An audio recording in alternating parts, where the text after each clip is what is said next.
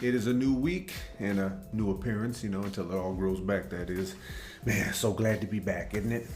Welcome back to Eddie B TV. I am, of course, Eddie B. Nice to see y'all.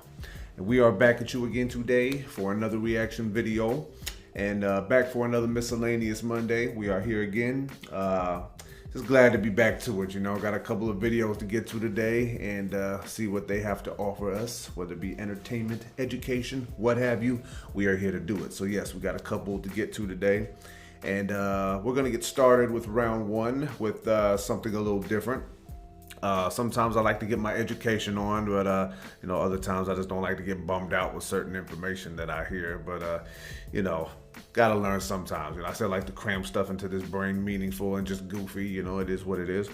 But we're gonna get into a clip from the YouTube channel General Knowledge today, and this one is going to be titled, "What if the U.S. honored its native treaties?" Well, there's a lot of questions that need to be answered when it came to how things happened way back in those times, man. We all weren't alive for them, but yeah, a lot of nonsense went down, man. So much to the point that it was like so sad that all you can do is just be like, huh? Did this really just happen? Like, yeah, it all happened at one point. But yeah, man, we're gonna get into this one today and see what this one is about. And this one was suggested to me by one of my very loyal subscribers, and I'm gonna go ahead and shout this person out today. Sir Hines Bond, thank you very much for suggesting this one. Hopefully I pronounced your name right. Sometimes I have issues with that. You'll get to know that as the channel goes on. But yeah, thank you very much for suggesting this one to me. You tuned in to an earlier video of mine talking about things somewhat similar to this. I just like to find out why things happened, for the most part. I never really get those questions answered. I don't think we ever will. But yeah, man, I just wanted to see what this one was all about. So thank you very much for suggesting this one to me. And we're going to go ahead and get into it like I said. So what if the U.S. honored its native treaties, from the YouTube channel General Knowledge? And if you like this reaction, please boom on the like button for me one time. Subscribe to the channel, ring that bell, and leave a nice comment for your boy. Constructive critiques, leave a nice suggestion or request, and throw a couple jabs, jokes, and zingers at me. Friendly dialogue, no drama here. All right? None. Don't want to hear it. So yeah, man, before we get into this, you see I'm wearing my Seahawk fitted right now because, man, we pulled one out yesterday against the Rams in LA. And my man DK Metcalf, he finally put Jalen Ramsey in his place. I know Jalen's one of the best corners in the league, if not the best. But yeah, we finally had to get at him, and DK got at him for the game-winning touchdown. So yes, my boys pulled it off yesterday, and we still in the hunt. But them 49ers, man, we got to catch them fools. Hopefully we do, man. But yeah, that's football, and we got business to handle here. So let's go ahead and do this one. I'm anxious to see what it's all about. What if the U.S. honored its native treaties? From General Knowledge, right here on Eddie B TV, round one of this miscellaneous Monday. Let's check it out. Yes, man. Back at it, man. Back to the fun. Yes, so much.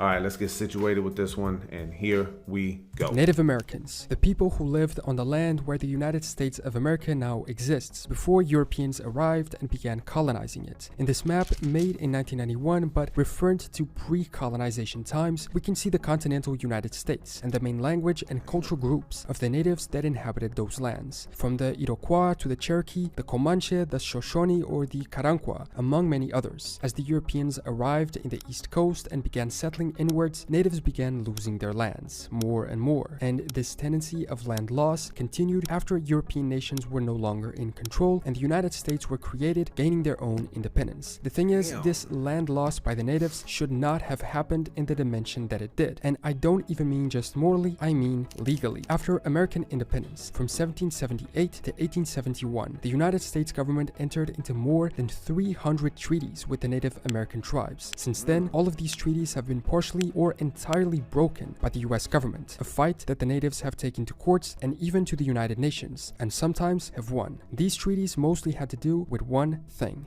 land. As the US became independent, they wanted to expand further west, following the concept of manifest destiny, and taking advantage of the lands they got off the British and the French. They believed they had the right to settle North America from one coast to the other. The problem is, people already lived there, both in the unclaimed territory, but even in the one granted to them by the British upon independence and by the French with the Louisiana Purchase. And so, the United States saw natives as an obstacle, which they removed through war or, sometimes, diplomacy. The issue is that even through diplomacy, they broke their word, and the deals which they made with the natives regarding the ownership of land or the benefits of giving it up were not kept. According to Matthew Fletcher, director of Indigenous Law, the rule of thumb is every treaty has been broken. Before we go on with the video, a quick thank you to today's sponsor, CuriosityStream. CuriosityStream is a subscription streaming service, think Netflix, but for people who are really into history. It has thousands of documentaries and non-fiction titles from some of the world's best filmmakers, even exclusive originals that they make. Unlike most other streaming services, it's low priced, only costing $20 a year, which is only around $1.67 per month. They have a bunch of great categories. You will not be surprised about my favorite, history, and this particular title about Lincoln's elections really caught my interest, but there's hundreds of other cool ones to watch, and they add new ones every week. CuriosityStream is available on pretty much every single platform worldwide. If you want to try it out, use the link below or go to curiositystream.com/general knowledge and get unlimited access to the world's top documentaries and non-fiction series. Also, when you use the promo code general knowledge, you will get 25% off, so the yearly subscription will be just $14.99. Now,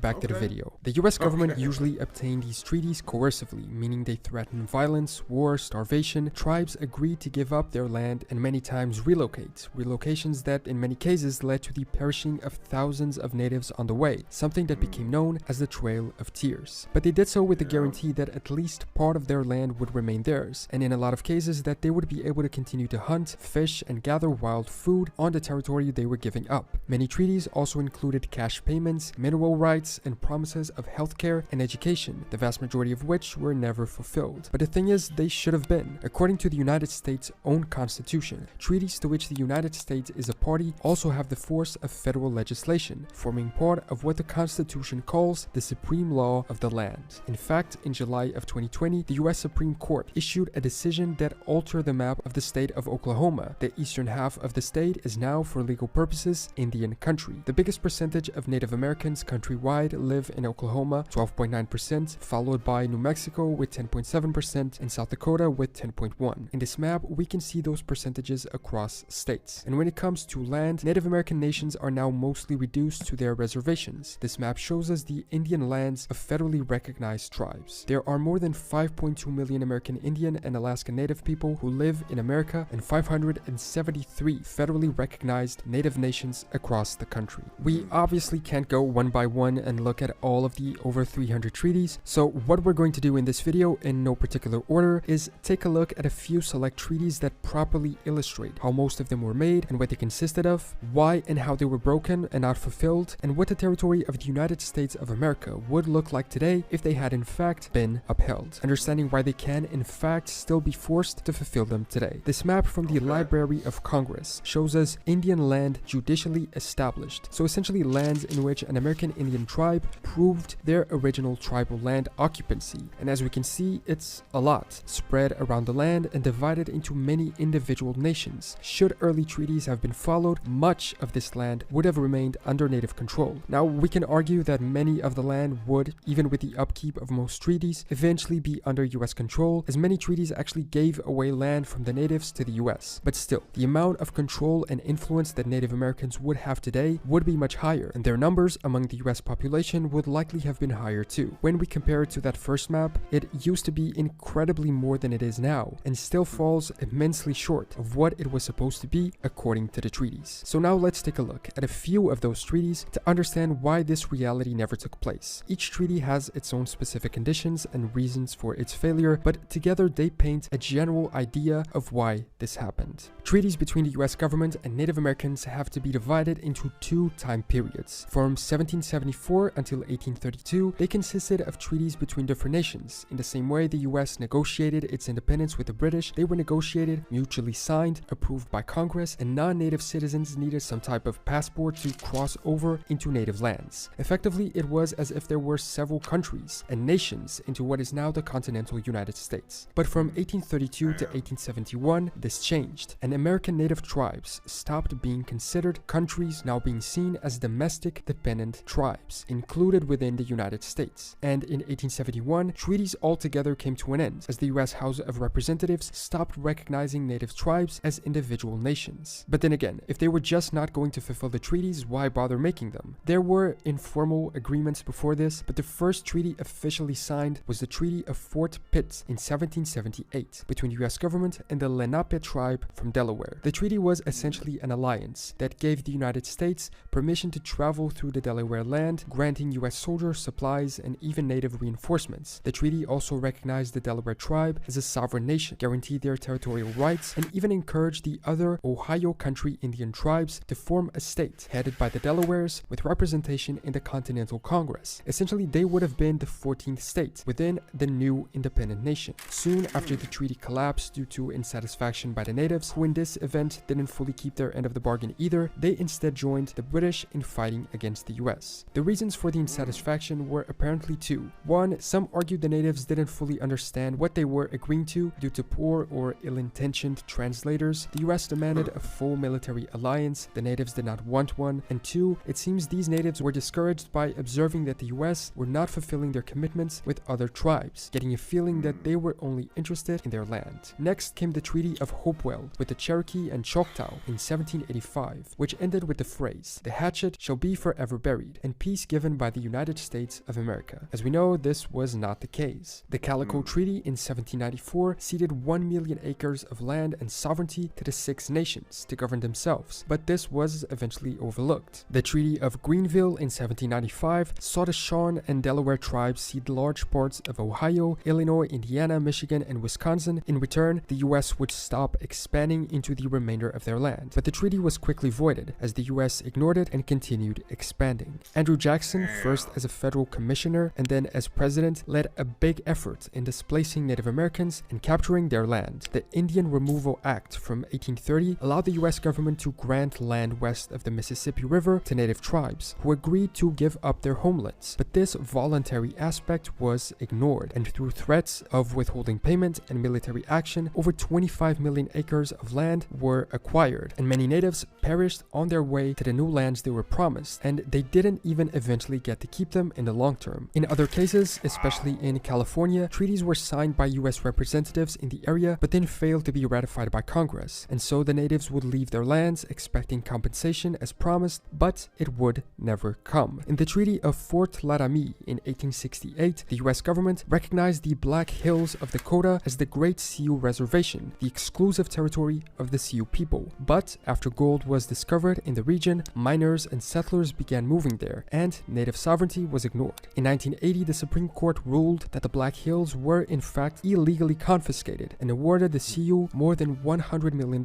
in reparations. But Sioux leaders rejected the payment, saying that the land had never been for sale. Essentially, the United States wanted to expand west, but these western lands were inhabited by natives, so they either kicked them out through war or moved them out through these treaties. The treaties were either A, unclear, so the natives didn't really know what they were agreeing to, or B, full of empty promises that the US government ended up not fulfilling. Because of this, we are today left with a very unjust situation where native people have been for centuries striped off their land and or insufficiently compensated when they actually agreed to leave. The issue is that, despite the US government choosing to ignore the treaty's existence and terms, they still exist, and many of them are signed and ratified, therefore holding legal value up to today. Unless they are revoked by Congress, a court that reviews the documents may decide that many of them should in fact be in effect, and demand that compensation is provided, if not fully apply the terms written at the time. And there's an interesting additional perspective regarding the keeping of these treaties: environmental protection. A lot of modern native tribes have filed complaints in court against corporations or even the government itself when polluting industries are said to be placed there. Many times, tribal members have been arrested seeking to exercise their hunting and fishing rights. Governments and private interests have developed on hunting grounds, blocked and polluted waterways, and and destroyed vast regions of natural resources. If native treaty rights had been honored, not only would the political but also the natural landscape of the US look very different today. In recent years, some courts have in fact decided it's time to start honoring the treaty obligations, and not only would this bring fairness and justice to the native tribes, but also a pathway to the protection of the environment based on the legal principle that the land is of native property and therefore cannot be exploited and polluted without their permission. An American historian, Mark Hirsch, stated recently, "The fact that you have treaties between the United States and tribes means that those tribes are actually viewed as nations that are sovereign, like any foreign nation." Then adding, "Treaties, according to the Constitution, are the highest law of the land, and many are still in effect. They are just ignored and unfulfilled by the US government." For a long time, the US got away with breaking its word and ignoring these legal treaties simply because the natives were not strong enough to both make their voice heard or present a threat to the state, something they would have never dared to do against Britain, France, or some other strong nation with whom they also established various treaties. But in modern times, with this issue being out in the open and recognized by many as an injustice, the US government might finally be forced to fulfill the terms of their own treaties, and the result of that could be a benefit to all and would at least be the fair thing to do. Thanks so much for watching this video. Leave a comment below with your opinions, thoughts, or corrections if you notice any mistakes. Do you believe native tribes will get the US government to now honor the treaties they have for centuries ignored, and would you like that to happen or not? Subscribe if you want to catch future videos, and I will see you next time for more general knowledge. Wow. Damn, man. That was a lot to ingest right there, man. I'm telling you. It's like the more that I think about stuff like this, man, you know, the more it just makes me like, you know, I try, and this is like probably not a good thing of me to say, but I try to ignore certain things only because I know just how much that I would really just lose my shit every day if I just, God, if I invested any more time and energy into it. But yeah, man, that's, that was a trippy ass video to watch, man. And that was just, you know, they only described 3 treaties out of 300 plus, you know, which is even scarier. All right, y'all, that was what if the U.S. honored its native treaties from general knowledge. Man, you know what? It kind of reminds me of a couple of things that I heard from comedians over the years, like George Carlin and Paul Mooney. Paul Mooney spoke on something one time having to do with this. And he was talking about how white people back in those days, and even some still today, speak with forked tongue. If I was describing that right, you know, how they, you know, say one thing, do something different. And it's just sad, man, because listening to how he was describing this in here, you know, how the Indians, or the natives, if you want to call them that, I'll get to that in a second from George Carlin, but how they were getting into agreements that they didn't understand. Of course they didn't understand. It had nothing to do with anything that was understandable. It was just like, you know, sleight of hands, you know, something going on over here while you pretending to say that this is going on here. It's just, oh my God, it's ridiculous. But speaking on that, I'll go back to a George Carlin video that I did where he was at the National Press Club talking about he can't justify this awkward phrase, Native Americans, because they're not natives. They came from Asia over the Bering Land Bridge. So he said something about Christopher Columbus too, saying that he called them Indians because in Spanish, let me see if I remember how to say it because it's been a while since I saw it. Una gente en Dios, people in God, indios, Indians. So they're called the Indians. But and he said it was a noble thing, and it sounds noble, but you know, it's been, you know, probably misrepresented or misspoken about over the years. But it's like, it's never should have happened, you know, and if it was going to happen, it should have been done with people with a little bit more class and a whole lot more truth, as opposed to just lying and just like stealing from people. You know, I've heard this before, this story in so many different ways, and it's just like, it never feels any better with each story that I hear, you know, because, you know, it's like the old joke, you know, that I've heard many times about a comedian saying how white people discovered America, but how are you going to discover something that a lot of people, Indians, lived at? You know, it doesn't make any sense at all. And the fact that there are these treaties that exist and everyone knows they exist and they're not being upheld is just an absolute insult. And if I was an Indian or a native, depending on what you want to say or what's acceptable, I would be, wholeheartedly pissed, and the fact that nothing's being done about it. Like, I think there should just be a straight up overhaul of this country and given back to the people it belongs to. And I don't know what that would do for everybody else in the country, or even me for that matter. But, that's beside the point. What are we really going to say? It just hurts, man. Like, to know that you promise people something even though you're already in their face telling them that you're stealing from them. We here, so now you got to negotiate with us. It's just like, nah, we don't got to negotiate nothing with you. This is our land. Like, who are you to tell us that we have to negotiate something with you? I mean, you should be acting right. So maybe we might consider negotiating with you, not the other way around, but it's just sad, man. Because I've known some people in my life, some Indian people in my life, and who tell the stories and have like tried to educate me on things. And the more stories they tell me, the more I just like, I want to just cry my eyes out over it, because I just hope that, something happens, to right this wrong, man, because it's decades, centuries in the making that this should have been, righted. But, man, I'm just like an idiot on the outside looking in at this one, man. Like, the way that he described it in here just makes me wish that it would just be taken care of. Who cares what happens to everybody else, to be honest with you? Because the only thing that matters is what happens to the people who own this land, and how it was ripped from them, stolen, and a lot of people lost their lives as a result of that. Many cultures ruined, and like another thing from that, the National Press Club thing that George Carlin was talking about. And because he was like calling them Native Americans, he was like, we steal their hemisphere, kill however many million, was it 10 or 20 million, destroy 200 cultures, stick the rest of them on the worst land we can find, and as a special bonus, we name them after ourselves. And it was just, it's embarrassing. He said it was embarrassing, and it's absolutely embarrassing.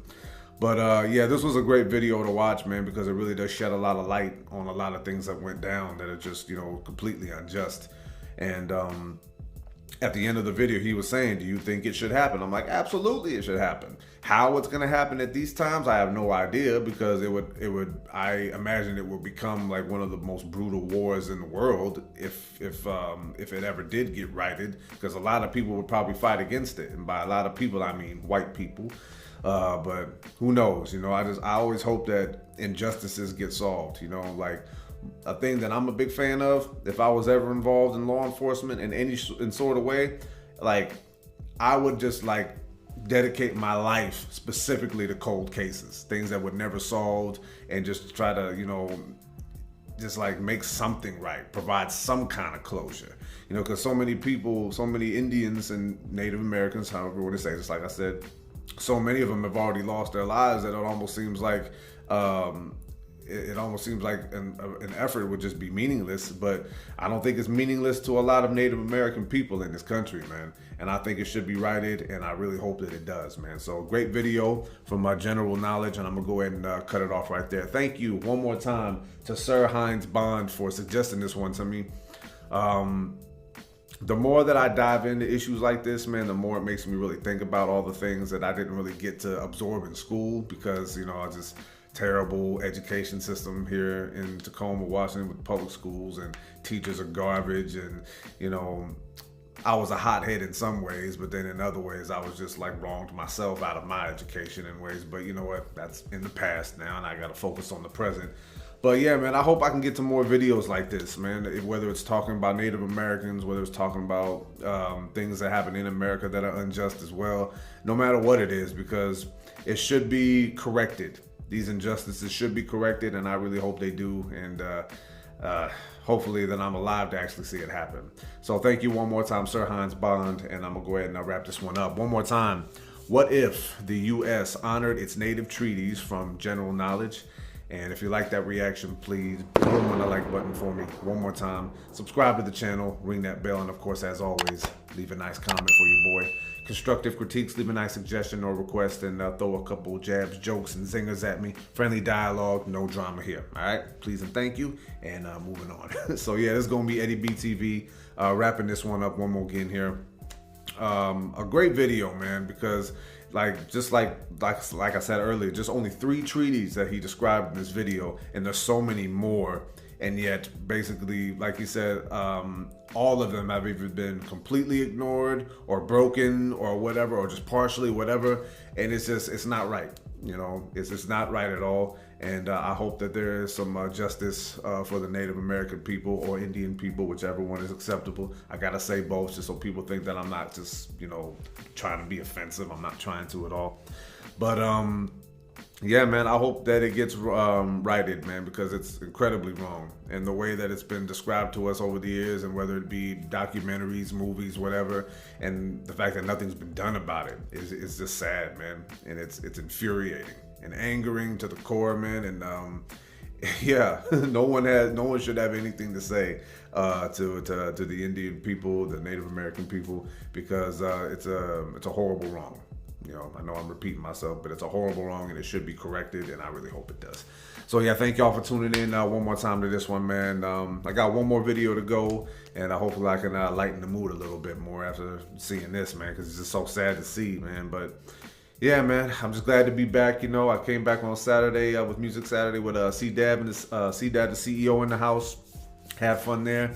And yeah, I'm gonna try to keep this going. Hopefully I don't got no more issues popping up, man, because gosh, if it isn't a software issue and now it's a personal issue, like, geez, man, this last month was hell dealing with this, man, because I couldn't move, I couldn't eat well, I couldn't like open my mouth. Then I had to get the procedure done at the dentist, man, and that was painful as hell, on so many antibiotics and pain meds. Man, it was just a pain in the ass.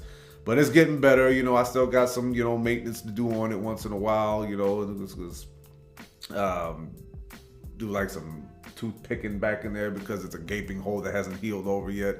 But like I said, I'm glad to be back, man. Glad to be doing this, and glad to be interacting with all you guys one more time. So like I said, one more video to go. And until next reaction, love and appreciate y'all. Peace.